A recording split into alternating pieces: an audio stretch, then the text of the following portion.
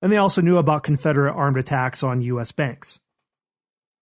This is because at the time, Britain was officially neutral in the Civil War, which allowed it and its colonies to trade with both the Union and the Confederacy. But there were some in positions of authority that wanted a Southern victory. This is because a permanently divided and bickering United States would be less of a threat to the survival of British North America than a unified United States that would grow increasingly militarized. Barry Sheehy argues that you can see this bias in different ways. For example, Canadian banks accepted rich Confederate deposits, and these deposits helped the Confederate Secret Service control some of the institutions, including the Bank of Ontario in Montreal, which was a center of money laundering. John Wilkes Booth, who assassinated Abraham Lincoln, visited the bank every day during his stay in Montreal in October 1864. British shipyards provided vessels and arms to the South. There were many cases where blockade runners were manned by British captains and seamen. Wealthy Canadians formed consortiums to provision and launch blockade runners.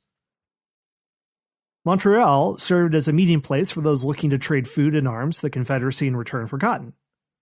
So anyway, all that to say, yes, Montreal and Canada were a beacon of freedom for the Underground Railroad, and I don't want to be too hard on Canada here because the United States before the Civil War tolerated slavery and in certain states actively endorsed it, but just to show that there are some mixed points of this history. But in later decades, Montreal really does become a beacon of open expression. You can see this in its Black community and jazz history and how it really came alive during Prohibition. I did an episode on Kansas City and argue that Kansas City felt some of these effects. Well, Montreal does the same during this period. Part of the reason that Montreal had such an active jazz scene in the 1920s had to do with trains. The neighborhood of Little Burgundy, which is in Montreal, developed in the late 1800s, which is where Montreal's Black community is historically based. One of the only jobs available to Black men at the time was being a railway porter. And a jazz great of Montreal was Oscar Peterson, a virtuoso pianist, grew up here. His father was a Caribbean immigrant and an amateur musician who was one of those porters. Peterson had a famous version of the song Night Train, so maybe there's a connection there. But Montreal's jazz scene, much like Kansas City's, also has to do a lot with alcohol. Montreal's nightlife boomed during Prohibition in the 1920s, which began in 1920 specifically with the Volstead Act.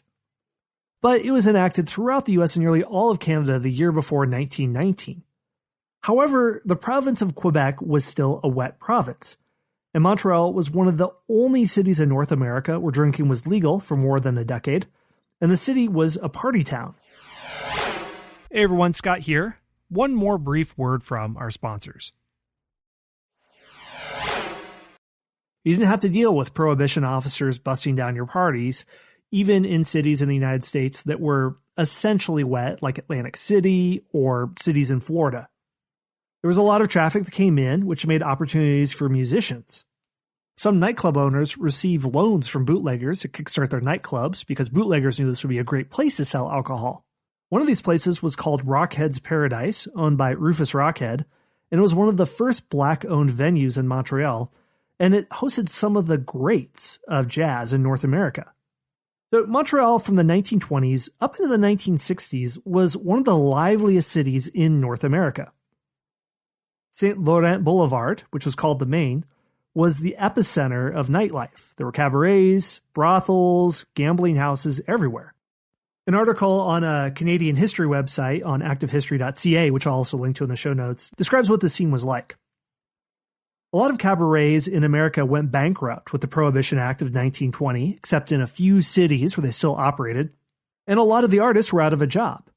So when they had nowhere else to go, they went north up to Quebec, which allowed illegal but controlled access to alcoholic beverages for anyone that was of age. Cabarets started to open up in Montreal. They were around the southern portion of St. Laurent Boulevard, and they welcomed artists, most of whom came from New York. A lot of the acts featured vaudeville or burlesque-inspired variety numbers. Sometimes they were a little bit political, but they were basically irreverent and audacious, which was sort of the spirit of alcohol-fueled vaudeville at the time. Even after Prohibition ended in Montreal, it had such a strong reputation and such a legacy and such an economic system for these acts that they kept going. In the 1940s, there were over 30 cabarets in Montreal. Once Prohibition ended, even if Americans did desert some of the Canadian establishments, the 1930s were still a dynamic period for cabarets, and the golden age of this period was during the years following the end of World War II. These were in the red light district of the city, and there was fierce competition between the cabaret owners. French and American stars came and performed on their stages. Frank Sinatra, Jerry Lewis, Dean Martin, and other stars of French film. The vast majority of performances were given in English in order to appeal to an international clientele, and some were hosted in French but featured English performances. Now, a lot of people believed that the mafia owned most of the red light establishments. This was the case in other places like in Las Vegas. The Public Morality Committee of Montreal held a public inquiry, and the inquiry was led by a young lawyer, Jean Drapeau, and it resulted in a number of arrests and the closing of many cabarets and brothels and gaming houses. Drapeau ran for mayor in the 1950s, and he got a mandate to clean up Montreal, as he called it, and his administration began a battle against what he called the immorality of these establishments. Most of these clubs didn't survive, and they probably would have been on the decline anyway with the arrival of television, where in America, you also see the death of vaudeville and stage performance with television as well and mass media. People didn't need to go out for entertainment anymore because it was in their living rooms.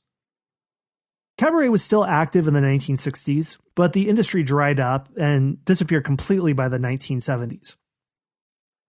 But cabaret and jazz weren't the only parts of Montreal's interesting multicultural legacy. Another thing had to do with racial integration, which came to Canada before it came to the United States. One clear example of this test case between the two countries is the person of Jackie Robinson. When Jackie Robinson signed with the Brooklyn Dodgers in October 1945, the team put together a plan in order to ease his transition. Dodgers general manager Branch Rickey came up with a plan to ease Robinson into the spotlight. He sent Robinson to play with the team's AAA minor league affiliate in Montreal. Rickey thought that this would be a way for Robinson to get used to professional baseball in a way that wouldn't be nearly as traumatic and difficult as it would be in the United States later. Robinson got a taste of how hard it would be. First, he did a month of spring training in Florida. This is where the Dodgers' home base was in Daytona Beach. Some of the things that Robinson suffered was getting bumped off 2 flights with no official reason given, where in both cases his seats were given to whites. He was sent to the back of a bus on the way to Daytona by a driver who called him boy. He couldn't dine with his teammates. And when the Dodgers arrived in Jacksonville, they found the stadium padlocked and the game was canceled, and the reason was that the lights weren't working, even though it was an afternoon contest. But when Robinson went up to Montreal, the situation was the complete opposite. Rachel Robinson, Jackie Robinson's wife, said that when we got to Montreal, it was like coming out of a nightmare.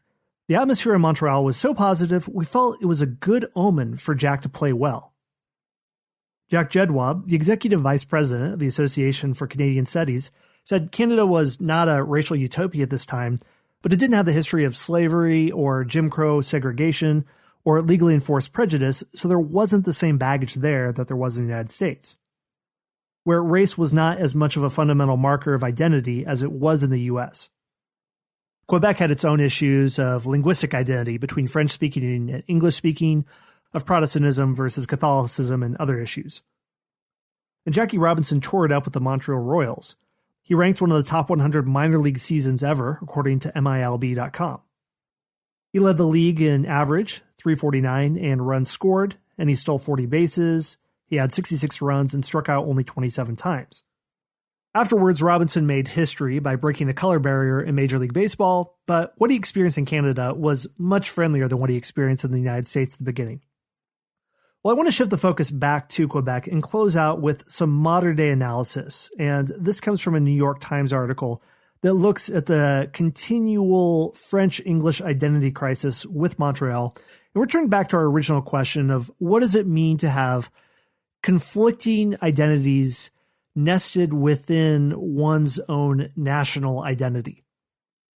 Christine Muschi for the New York Times called Montreal a Berlin Wall of the mind. As an example of this, she describes a square near the old port of Montreal.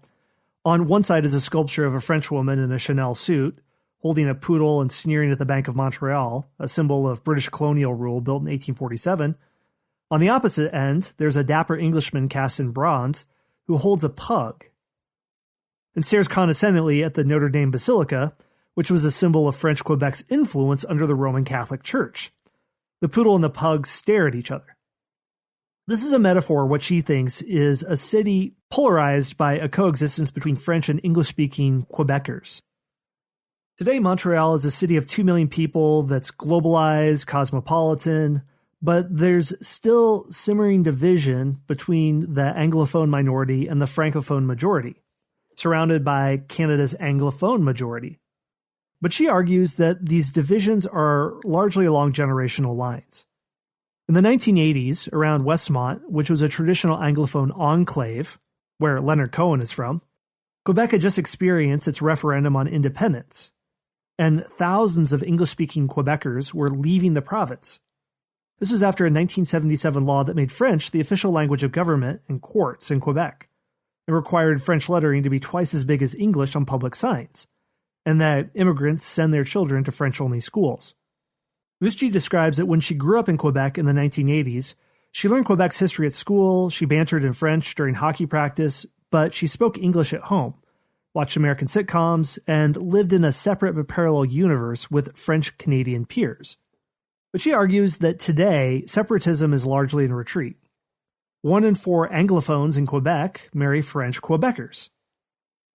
20-something Francophone shopkeepers can answer people in fluent English when they are addressed in French. And today, 45% of people in Quebec speak both French and English. Brian Miles, an editor of Quebec Daily, argued that the two solitudes, these two separate identities, are a thing of the past. He says, today the French speak English and the English speak French, and that didn't exist when you had the two solitudes.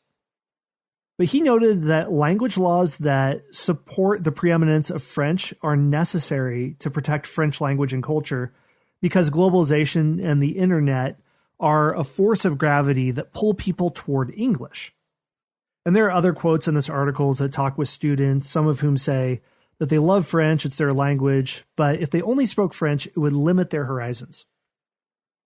So anyway, going back to the topic at the beginning of this episode, the question of when there are different solitudes and different identities conflicting within a larger national identity, how long does it take until that conflict between identities becomes a distinct identity in and of itself?